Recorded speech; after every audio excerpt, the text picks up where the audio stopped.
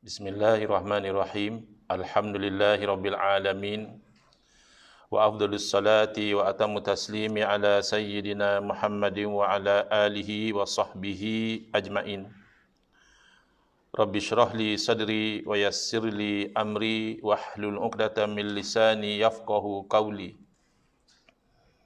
Subhanaka la ilma lana illa ma 'allamtana innaka antal alimul hakim.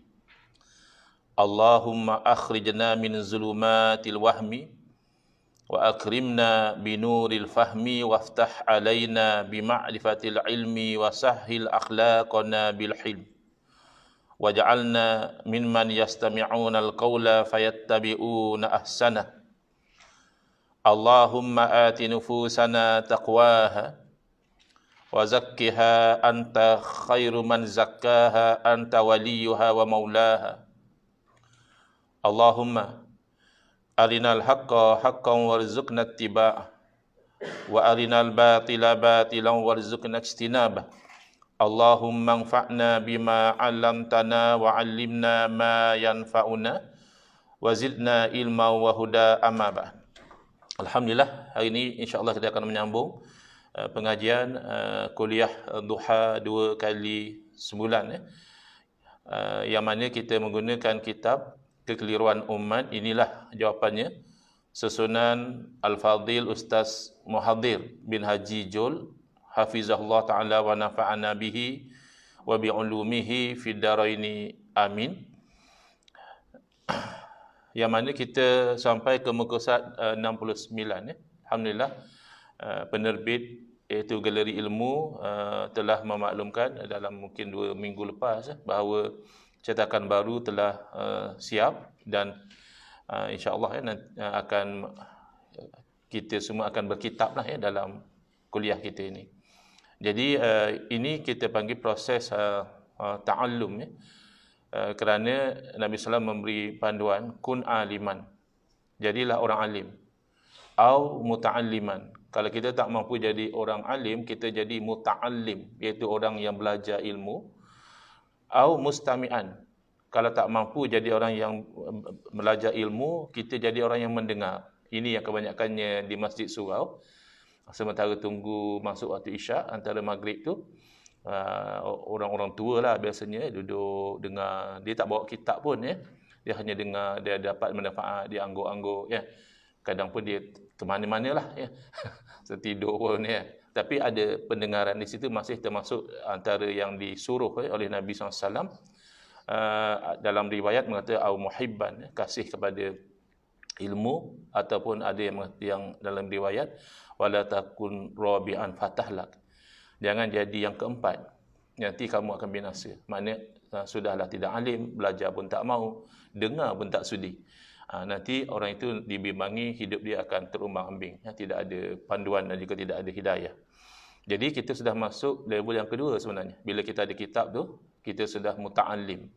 Jadi mungkin saya boleh refresh ingatan kita tentang kepentingan kita menjaga adab di dalam majlis ilmu, yang mana saya telah sebut pada awal-awal yang lalu, tapi no harm untuk kita refresh kembali, lebih-lebih lagi sempena kita nanti akan berkitab, iaitu 3 adab yang zahir dan 1 adab yang batin yang insya-Allah kita boleh amalkan dalam mana-mana saja majlis ilmu yang kita hadiri. 3 adab yang zahir. Pertama, daripada adab yang zahir adalah kita itu memilih cara duduk yang sesuai dengan majlis ilmu. Kalau seumpama dalam kuliah kita ni tidak ada pilihan lah, kita disediakan kerusi, basically macam ni lah cara duduk kita. Tetapi misal kata kalau kita hadir kuliah di masjid atau di surau, dan kita juga tidak ada keuzuran. Sebahagian orang ada masalah kaki tak boleh lipat lah, macam-macam lah sakit urat, itu cerita lain Ini cerita untuk dalam keadaan biasa. Pilih salah satu daripada 3. Yang paling cantik iaitu duduk, dipanggil duduk iftirash. Duduk iftirash, iaitu duduk sebagaimana macam kita duduk antara 2 sujud ataupun duduk tahiyat awal Yang itu paling nampak, kita tengok pun nampak tertib kalau orang duduk macam itu dalam majlis ilmu. Tetapi pengalaman duduk macam itu biasanya cepat lenguh. Kadang-kadang mana kaki aku kebas. Jadi pilihan yang kedua adalah duduk tawarruk sebagaimana dalam tahiyat akhir, itu pun elok, ataupun duduk tarabu' iaitu duduk bersila. Jadi kita elakkan daripada seumpama melunjurkan kaki, memeluk lutut dan sebagainya dalam majlis ilmu. Kalau kita lenguh, kita tukar antara tiga. Yang kedua adalah kita itu menghormati apa-apa yang ada kaitan dengan ilmu, bukan saja manusia yang menyampaikan, cikgu, pensyarah, ustaz, kiai, maulana, syekh dan sebagainya. Bahkan kitab ini juga kita muliakan, kerana dalam kitab ini terkandung ilmu. Dan lebih-lebih lagi kita tahulah kalau kitab agama ada ayat Quran, ada hadis-hadis Nabi SAW, maka kita tidak letakkan kitab itu secara yang nampaknya tidak hormat, seperti letak di lantai, ataupun hatta kita tindih sesuatu, kunci kereta ke handphone ke atas kitab. Kita muliakan peralatan kita belajar. Saya percaya kalau dalam anggota keselamatan pun dia jaga alat-alat senjata dia, semua itu ada dia punya protokol dia. Jadi ini alat-alat pengajian. Kemudian yang ketiga adalah kita tu menumpukan sepenuh perhatian. Dalam majlis ilmu kita elakkan daripada bersembang-sembang dengan rakan sebelah kita, ataupun bergurau senda apatah lagi, bergelak ketawa, ataupun secara jarak jauh, iaitu menggunakan handphone. Jadi saya ingat satu cabaran juga, sebab di sini kan tuan-puan bertugas, mungkin ada panggilan yang urgent. Jadi cadangan saya adalah at least kita put on vibrating mode. So kalau masuk panggilan yang penting, kita sudah fahamlah kalau Tuhan bangun dan keluar, mana ada something yang urgent. Kalau tak urgent sangat, mungkin kita boleh ignore dahulu. Nanti lepas daripada kuliah baru return call bagi tahu, maaf tadi saya tengah kuliah. Tapi kadang-kadang kita tengok nombor tu kita dah tahu ini mungkin urgent. Jadi saya mohon kalau boleh jangan dijawab dalam kelas, nanti akan mengganggu kelancaran bangun dan keluar. Saya akan anggap ini ada satu urusan yang penting. Baik. Kemudian satu adab yang zahir, satu adab yang batin, iaitu kita ikhlaskan niat kita itu semata-mata kerana Allah Subhanahu Wa Taala. Ini mungkin satu aktiviti yang tuan-puan telah dilantik untuk hadir. Okey, tak ada masalah, itu daripada sudut pentadbiran dan sebagainya. Tapi daripada sudut kita dengan Allah Taala, daripada sudut kita nanti nak kembali menghadap Allah Subhanahu Taala, kita pastikan niat kita itu semata-mata hadir supaya Allah redha kepada kita. Kerana kita tahu proses menuntut ilmu ini adalah yang dituntut dalam agama. Bahkan dalam hadis-hadis memberitahu bahawa hatta para malaikat mungkin hadir dalam majlis ilmu dan merendahkan sayap dengan tanda redha dengan apa yang dilakukan oleh penuntut ilmu. Jadi ini saya refresh kembali adab-adab. Moga-moga aktiviti kita walaupun hanya 1 jam tapi diberkati oleh Allah Subhanahu Wa Taala. Baik. Jadi kalau kita ada kitab, kita akan buka di muka surat 69, iaitu bab yang ke-6. Bab ke-6 ini tajuknya dalil syarak, bukan hanya Al-Quran dan Sunnah. Jadi saya pernah sebut perkataan hanya itu sangat penting. Kalau dibuang hanya, maka tajuk ni jadi tak betul. Kalau kita buang hanya, dia akan jadi dalil syarak bukan Quran dan Sunnah. Tak betul lah. Dalil di sini makna sumber, sebab dalil ada pelbagai makna. Tapi dalam konteks bab yang ke-6 ini, dalil bermakna masdar, source, sources of Islamic law. Apakah sumber-sumber undang-undang Islam? Kalau undang-undang Malaysia misalnya, sumber undang-undang Malaysia, Perlembagaan Persekutuan, enakmen negeri, keputusan mahkamah, dan sebagainya. Tapi kalau undang-undang Islam, Quran dan Sunnah itulah sumber paling utama sekali. Cuma ada sebahagian orang dia terkeliru, dia sangkakan hanya Quran Sunnah saja. Jadi kalau tak ada dalam Quran Sunnah, kita tak ada. Kadang-kadang kita mungkin ada kawan yang macam ini. Dia kata, mana ada semua ni, Quran hadis tak ada cerita pun. Jadi ini keliru.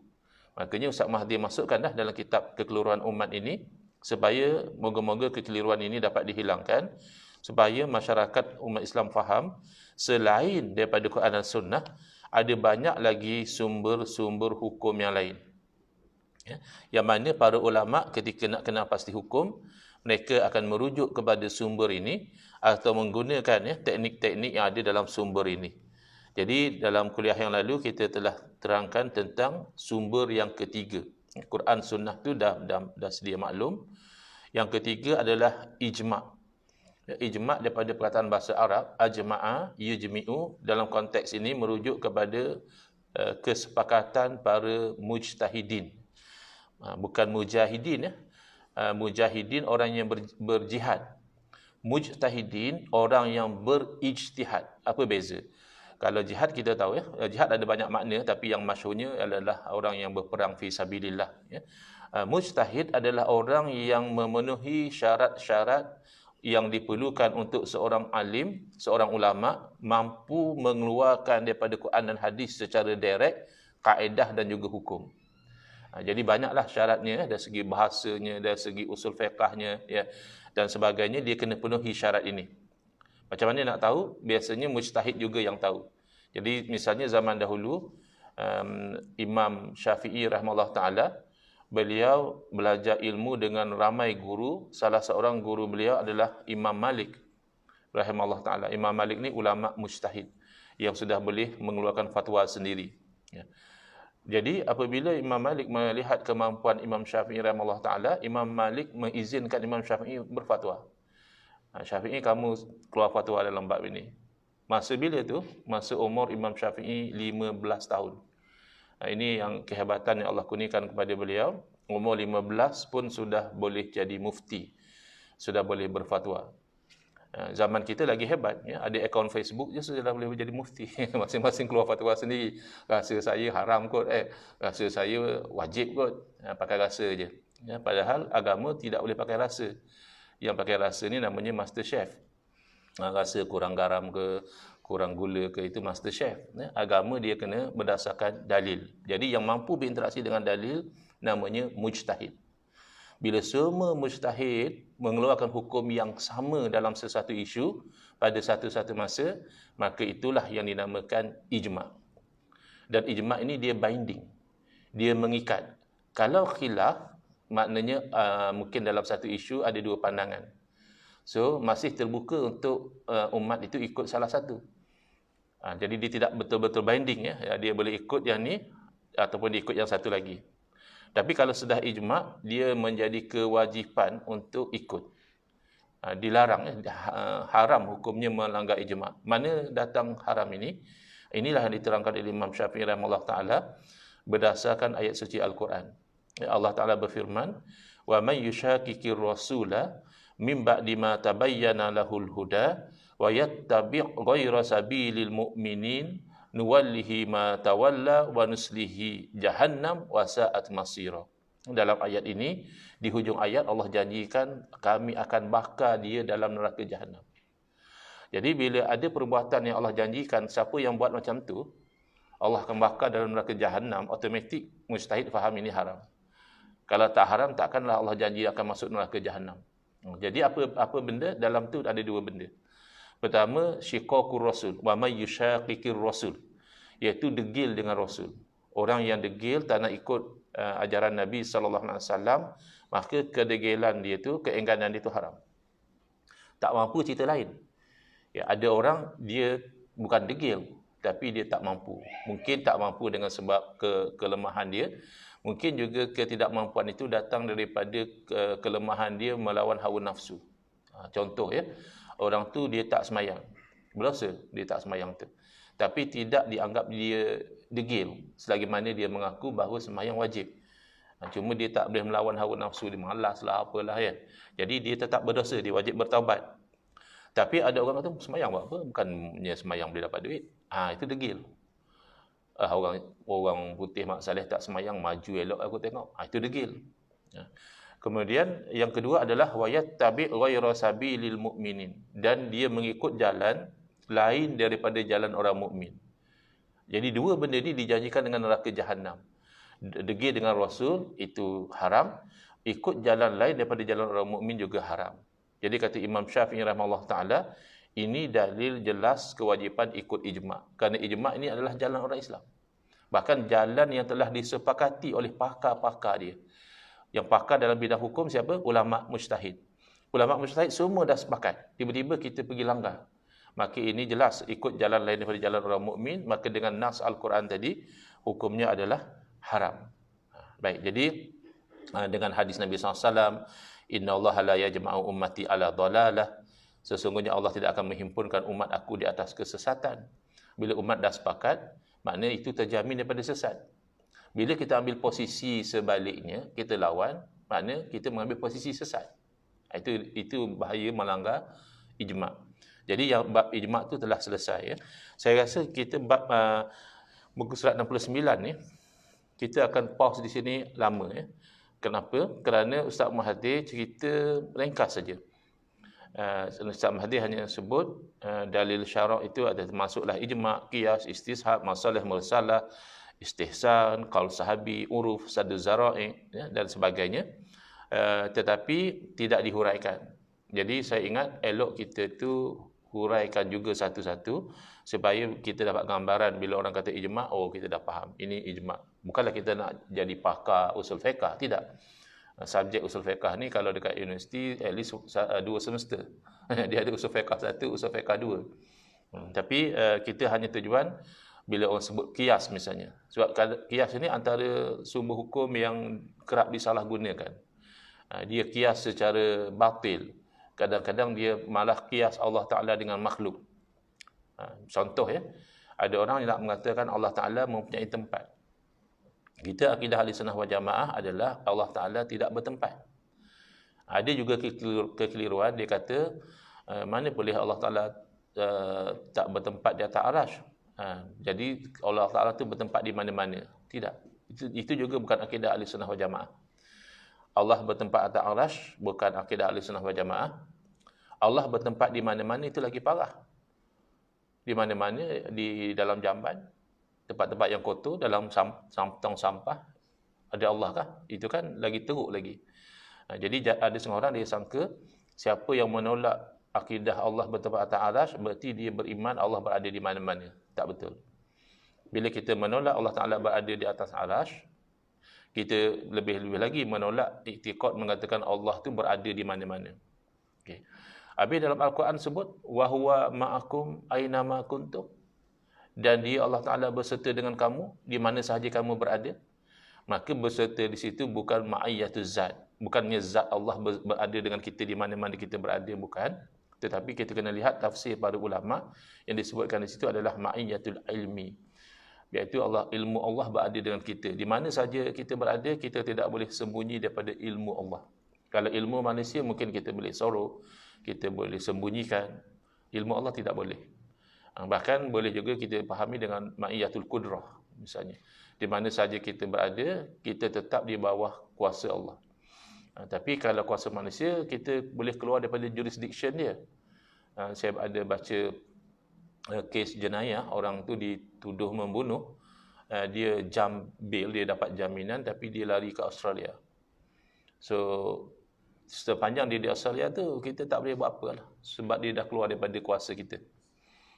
Tapi bila dia balik after 6 years, polis memang tunggu dekat airport, dibicara dan dijatuhkan hukuman mati. Itu cerita manusia, nak kena tunggu dia patah balik kepada bidang kuasa kita. Tapi Allah tidak demikian. Kita di London kah, kita di US kah, kita di Australia atau di mana-mana sekalipun, tetap kita di bawah kuasa Allah Subhanahu Taala. Jadi bukan bermakna Allah di mana-mana.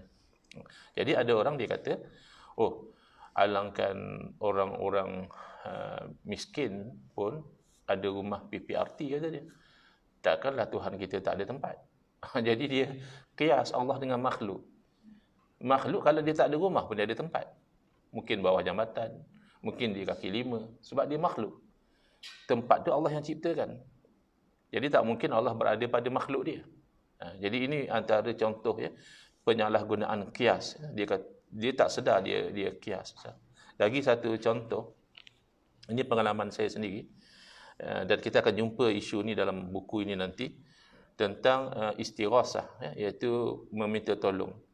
Jadi timbul pertengkaran tentang bab istighasah ini, melibatkan istighasah kalau orang tu dah meninggal dunia.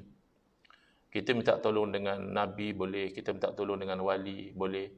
Tapi apa kata kita tidak hidup sezaman dengan mereka. Macam kita minta tolong dengan Nabi SAW. Nabi dah wafat. Kita minta tolong dengan wali. Wali ni dah meninggal dunia. bukan wali yang hidup sezaman dengan kita. Jadi ada golongan mengatakan macam itu tak boleh, itu syirik.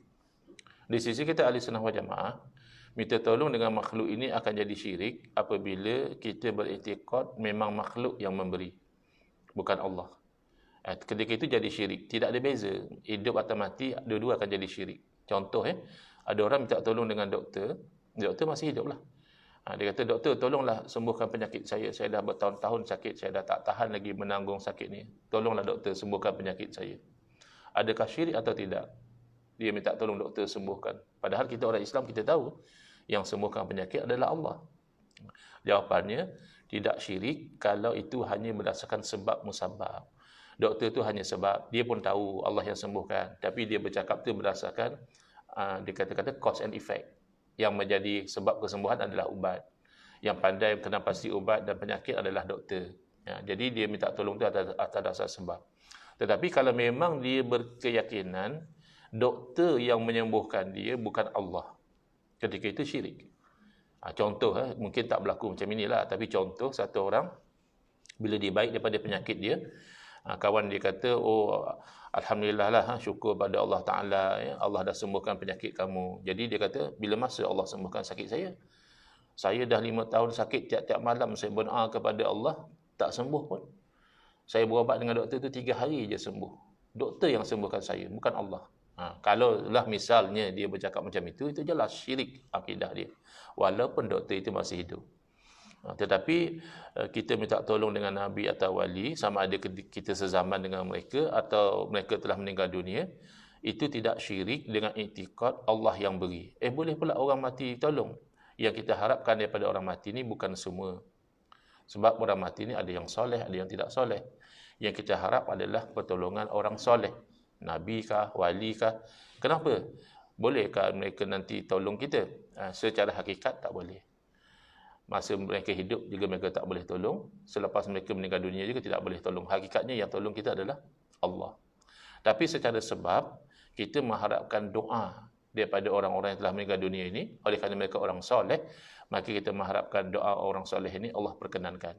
Itu yang rahsia di sebalik istighosah dengan Nabi, dengan wali yang telah meninggal dunia. Bukan kerana menyembah mereka atau menganggap mereka ada kuasa lain daripada kuasa Allah.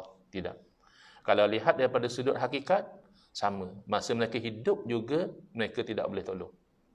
Dalil, Allah Ta'ala berfirman, Kul la amliku li nafsi naf'an wa la darra.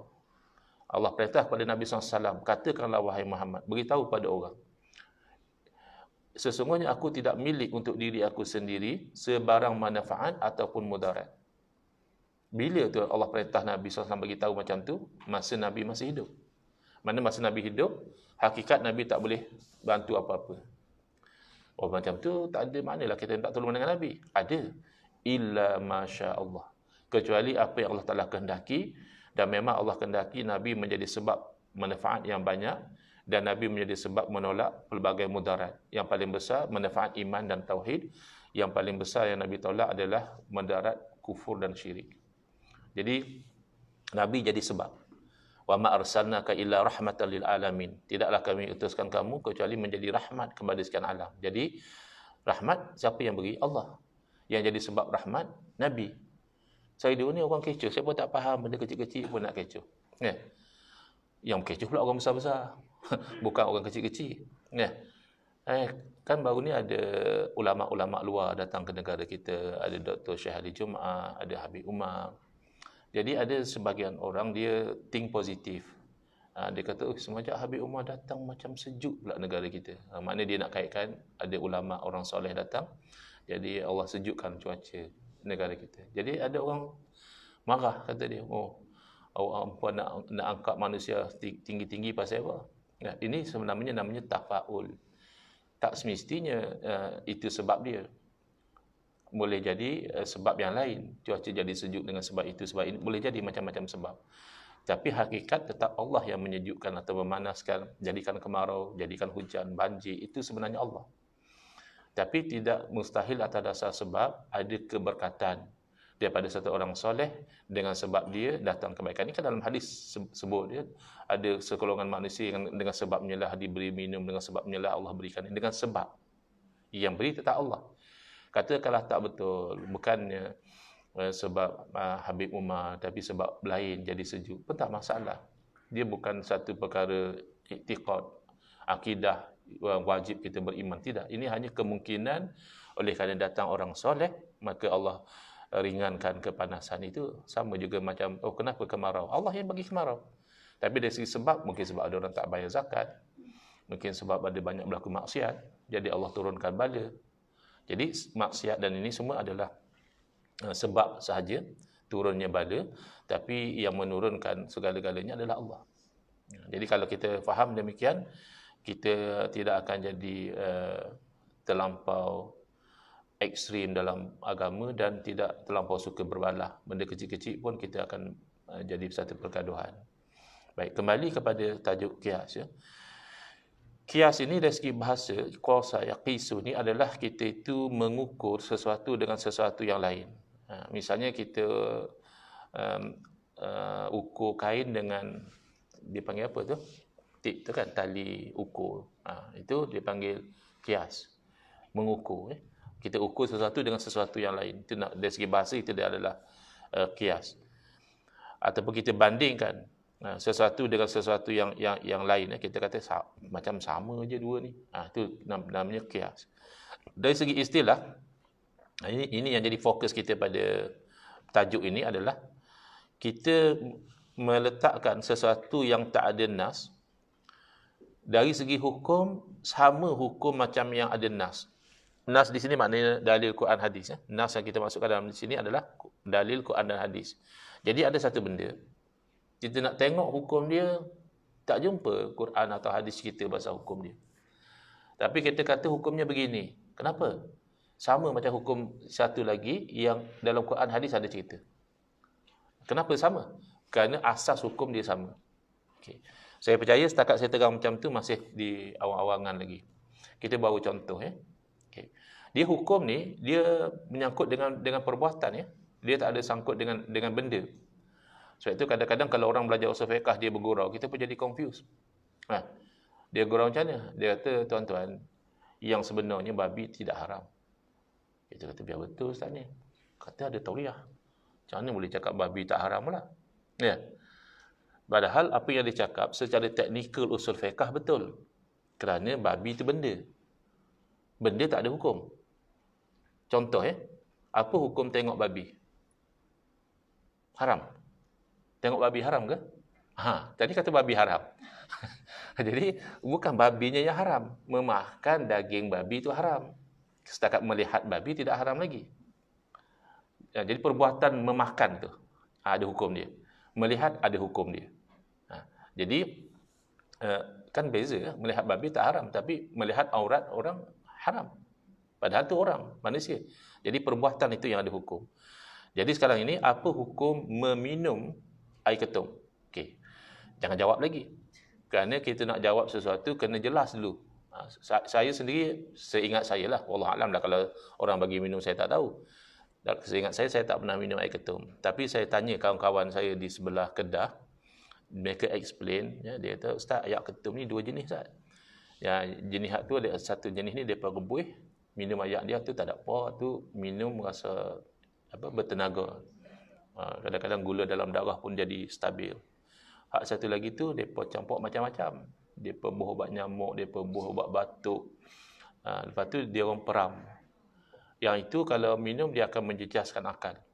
Mungkin minum sembangan tiang. Macam-macam lah, dia akal dia jadi terjejas. Jadi, yang saya maksudkan ni adalah jenis yang nombor 2 tadi. Apa hukum minum air ketum yang dah diproses, diperam, sehingga kalau diminum, menyebabkan jadi mabuk, hilang akal. Jadi jawapannya adalah haram. Soalannya mana dalil? Adakah ayat Quran cerita tentang air ketum? Tak ada. Hadis Nabi? Tak ada. Sebab memang tak ada air ketum di negara Arab pun. Baik. Jadi, adakah berarti minum air ketum tidak ada hukum? Mesti ada. Paling tidak hukumnya harus. Jadi, bila kita kata haram, itulah namanya qiyas. Kita kiaskan keharaman minum air ketum ini kepada keharaman minum khamar. Khamar ni kita panggil wine dalam bahasa Melayu kita minum arak. Jadi wine ataupun khamar dia adalah minuman yang diperam daripada perahan anggur. Kan? Jadi ada hukum jelas dalam Al-Quran tentang haram minum khamar. Tapi air ketum tidak ada. Cuma bila ulama kaji, haram ni dia ada asas dia. Dia ada benda-benda hukum yang kita tak tahu asas dia apa. Contoh kalau orang tanya, "Ustaz, kenapa kalau kita ambil wuduk kena basuh muka? Kita kentut, kan kentut tu kan punggung. Kenapa tak basuh punggung, basuh muka?" Itu kan mana nak cari asas dia. Kan tak ada asas. Kadang-kadang ada juga ustaz yang pandai reka-reka, dia kata, sebab bila kita kentut, yang malu tu muka. Kata dia kan. Jadi kenalah basuh muka.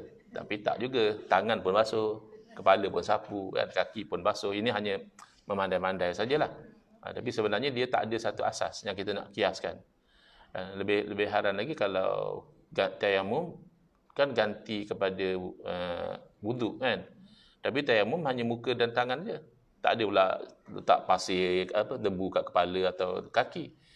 Jadi benda-benda itu dipanggil ta'abudi. Benda yang kita buat semata-mata menzahirkan kehambaan. Yang tu tak boleh kias lah. Sebab tak dikenal pasti asas dia. Tapi bab minum arak, asas dia adalah kerana memabukkan.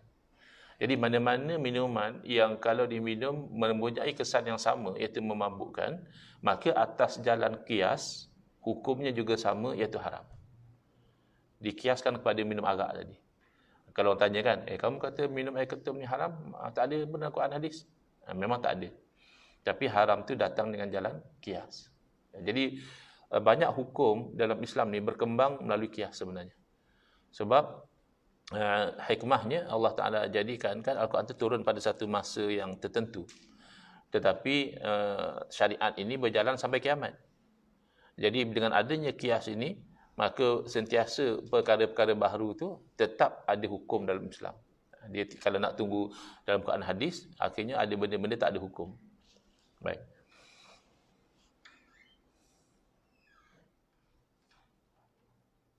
Rukun kias ya ini pun saya perhatikan sebahagian daripada orang yang terpelajar pun mereka seperti tak faham pelaksanaan kias ni. Mereka main kias sahaja begitu atau mereka menolak kias tanpa mereka faham.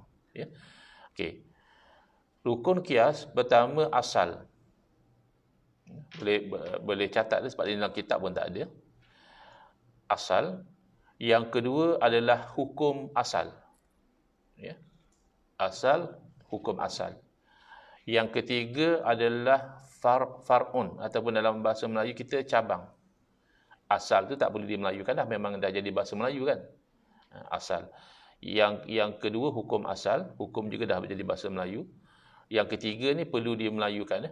Bahasa Arabnya far'un, far'. Bahasa Melayunya adalah cabang. Yang keempat adalah illah. Ain, lam, ta bulat dah. Illah. Atau kita terjemahkan adalah asas hukum. Jadi ada 4 rukun kias. Pertama adalah asal, kedua hukum asal, yang ketiga cabang, yang keempat asas hukum. Ini 4 rukun kena ada. Kalau tak ada salah satu daripada rukun ini, maka kias tu batal lah. Macam kita semayang, kita tak rokok, nak cepat. Lepas Fatihah sujud terus. Tak sah sebab rokok tu rukun. Tapi kalau kita tak baca tasbih rokok lebih kurang sekejap, kita harus bangun, tak subhanallah, tu sah lagi. Sebab tasbih tu sunat, bukan rukun. Baik. Jadi yang ini yang menyebabkan setengah kias itu menjadi batal, kerana orang yang buat kias itu dia tidak meraihkan rukun-rukun ini. Jadi kalau kita boleh pasang contoh tadi dengan rukun ini, mana dia asal dalam bab contoh yang saya berikan tadi, bab minum air ketum tadi? Mana asal?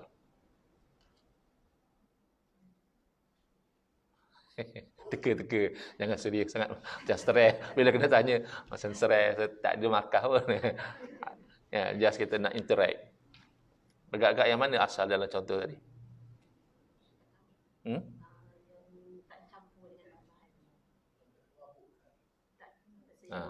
Ada yang jawab minuman yang tak campurkan dengan bahan-bahan, ada yang jawab memabukkan. Lagi? Okey. Asal dalam contoh yang kita berikan tadi adalah minum arak. Kenapa itu dipanggil asal? Sebab dia cerita dalam Quran hadis. Itu yang jadi asal itu, yang jadi rujukan dia nanti. Sebagai asal ya, minum arak tu. Yang kedua adalah hukum asal. Apa dia hukum asal? Haram. Ya. Okay. Asalnya adalah minum arak. Hukum kepada asal adalah haram. Minum arak tu haram. Okay. Apa farak dia? Cabang dia?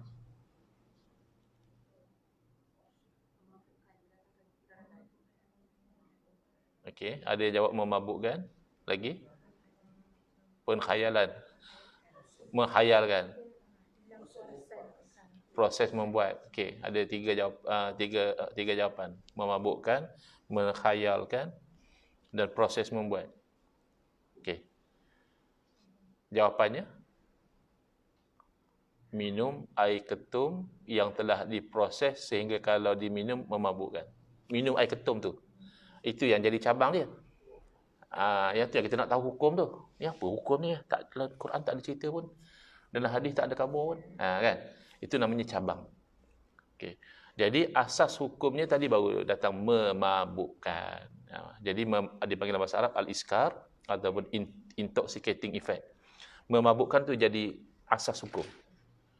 Jadi bila kita tengok ada tak ada asas hukum tu pada cabang? Oh, ada. Kalau minum air ketum macam ni memang memabukkan. Maka datanglah natijahnya, buah daripada kias ni namanya haram juga. Iaitu haram kepada minum air ketum. Kalau haram minum arak, itu hukum asal. Dia termasuk rukun ya. Jadi bila kita exercise 4 rukun ni, dapat dia punya buah dia. Natijah dia. Natijah dia adalah hukum kepada cabang. So hukum pada cabang tu kita tak tahu. Asalnya tak tahu kan, sebab Quran hadis tak cerita. Maka kita lihat kepada asal, iaitu minum arak. Kita tengok pada hukum asal, iaitu haram. Kita tengok kepada cabang, iaitu minum air ketum. Kita kaji, minum air ketum ni ada tak dia punya asas hukum? Ada. Maka natijahnya hukumnya sama, iaitu haram juga.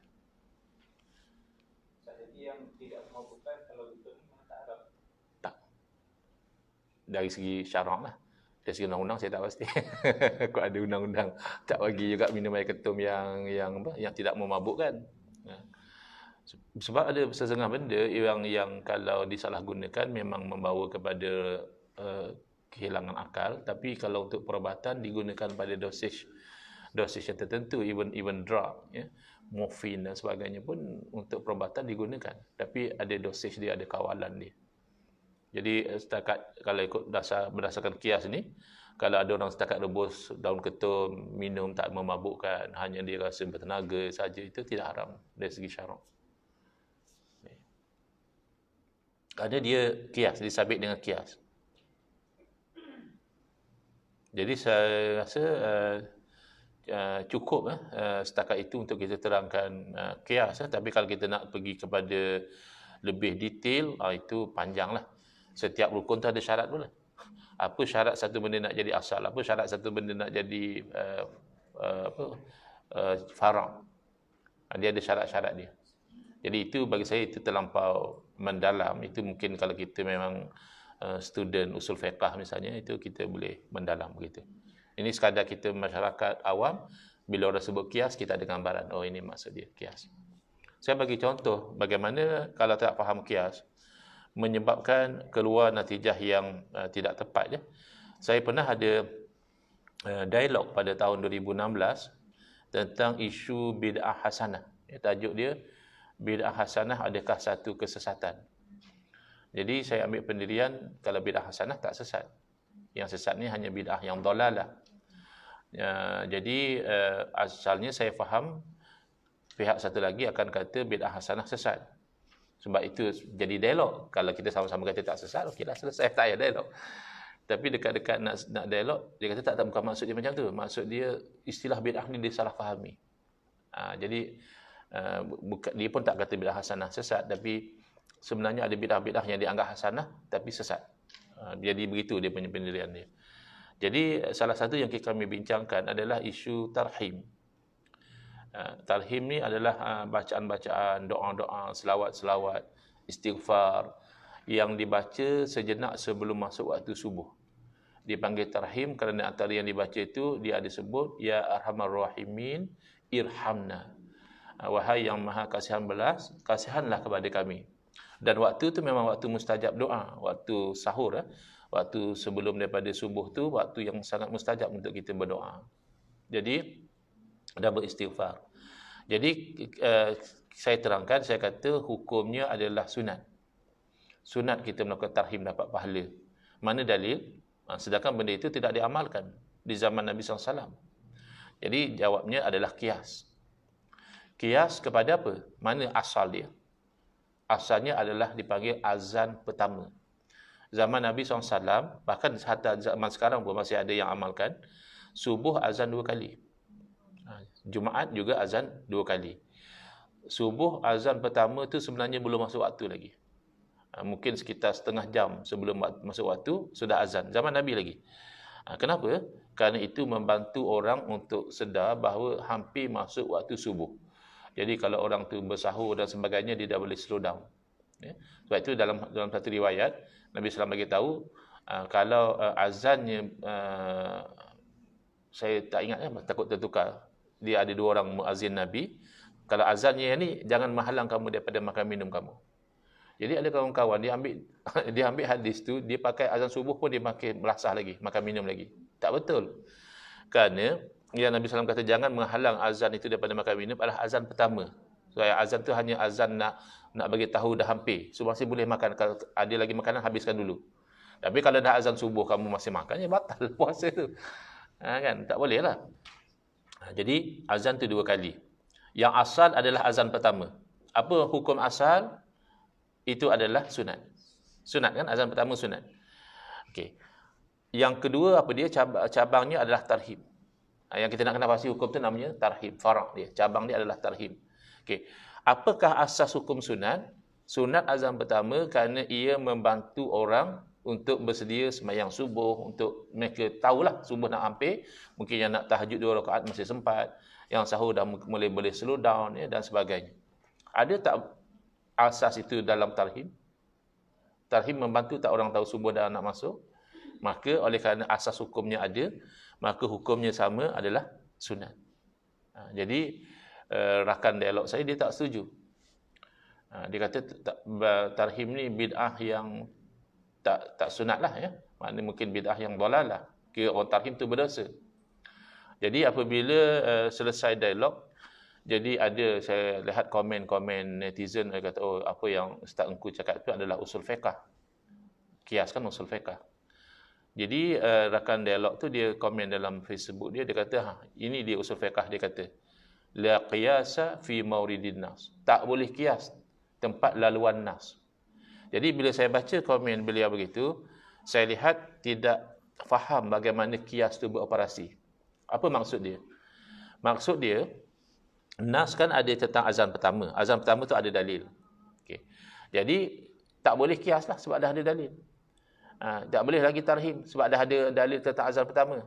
Jadi tak betul macam tu. Kan kita dah terangkan azan pertama tu asal yang kita nak jadikan sebagai rujukan. Hukum asal adalah sunat. Okey. Cabang adalah tarhim. Asas hukum adalah membantu orang untuk tahu masuk waktu, dekat nak masuk waktu. Oleh kerana asas hukum tu ada pada cabang, maka hukum asal akan dipakai, iaitu sunat. Jadi kaedah yang beliau sebutkan itu ada. Kaedah yang mengatakan tak boleh kias pada laluan nas. Dah ada nas, tiba-tiba kita nak kias. Itu tak boleh. Macam mana dalam kes ini adalah macam ini. Kan kita tahu subuh azan 2 kali, ya. Itu ada dalil, ada nas. Jadi di tempat kita orang tak buat. Perasan tak? Subuh orang azan sekali saja. Jadi boleh tak boleh? Ya boleh lah sebab sunat. Kalau wajib haram. Ini sunat, mana tak dapatlah pahala. Dan dalam kitab-kitab fiqh disebutkan, kalaulah orang tu cuma nak azan sekali, maka hendaklah di azan yang masuk waktu. Sebab itu yang penting. Katalah yang sunat, yang afdalnya 2 kali. dapat pahala dan ikut sunnah Nabi, ya. Tetapi kalau orang tu dia kata tak apalah, kami nak azan sekali je. Okey, kamu pilih yang masuk waktu lah. Sebab itu yang penting.